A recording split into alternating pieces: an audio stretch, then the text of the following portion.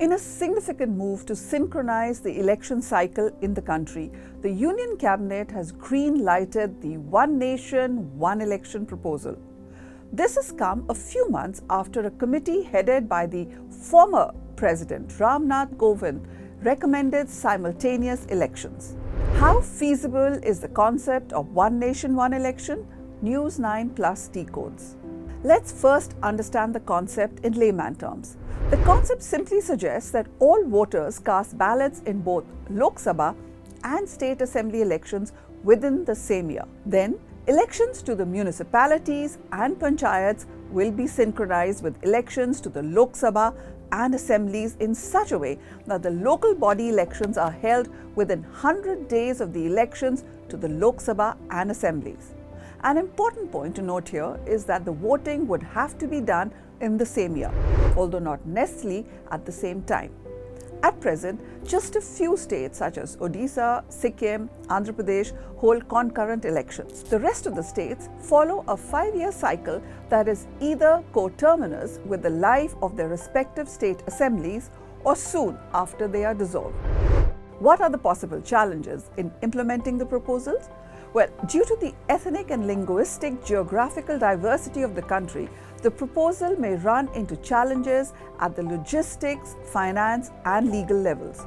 While the BJP claims that this synchronization would reduce time and manpower, the opposition alleges that it is an attempt to nationalise elections. In other words, simultaneous polls are likely to favour larger political parties with national presence while disproportionately affecting smaller regional parties.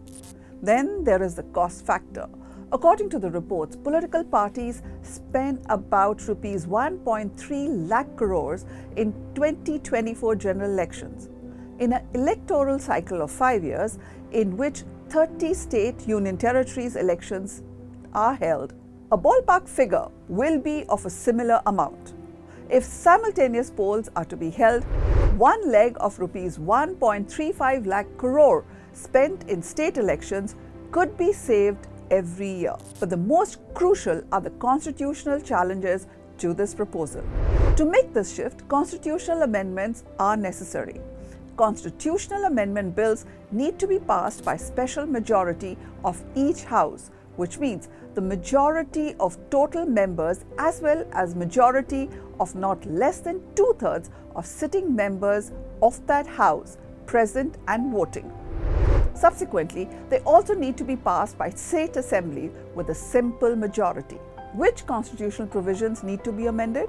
The relevant changes will have to be done in Article 83 and Article 85, which is dissolution of Lok Sabha by the President, Article 172, which is states legislature's term, Article 174, which is dissolution of state legislatures, and Article 356, which is the President's rule.